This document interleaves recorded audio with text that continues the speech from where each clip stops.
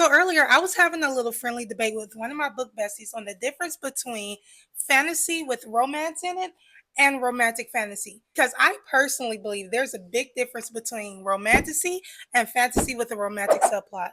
And let it be known, I really love them both. So this is not me saying one is better than the other, but it got me to thinking of a few examples. So here are five fantasy books with romantic subplots. And because I want to be a little bit different, they're books that aren't really talked about a whole lot on Book Talk.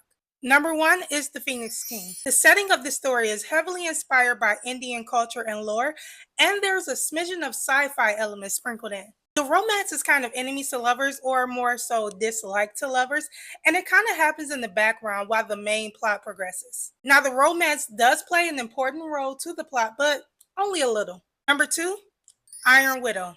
Now, this book series has more than just a smidgen of sci fi elements. There's a ton of sci fi in this fantasy book.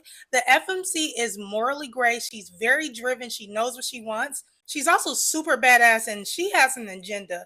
And it seems like the romance is just kind of like a pleasant surprise for her, but that is not going to distract her.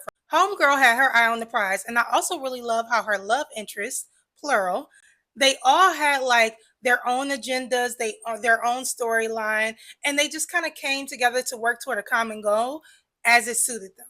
Number three, A Broken Blade. This book series has such a beautiful enemies to lovers slow burn, and while the romance is a major part of the story, a little bit more than some of the other books I'm mentioning, there's just so much more going on. There's so much more to this story that even if you're not really a romance reader, there is something for you. It is action packed, it's full of adventure, full of magic, and it's just all around a good time. Book number four, The 100,000 Kingdom. Well, first of all, it was written by the great N.K. Jemisin, so you already know it's fire, and you should just read it anyway. Just like N.K. Jemison's other work, this plot was so unique. It's something you've never read before. There was a ton of like dark and mysterious magical elements, and the court intrigue was top notch. There's so much going on in this series, but not like in a confusing way. It's all cohesive, and the romance just kind of sneaks up on you a little bit. And not like a random way where it just kind of happens out of nowhere. It's just that you know that it's going on, but there are like higher state things happening in the plot that just keeps your attention more. And then before you know it, the main character is in a poly relationship. It's really good. Y'all should read it. And lastly, Children of Blood and Bone.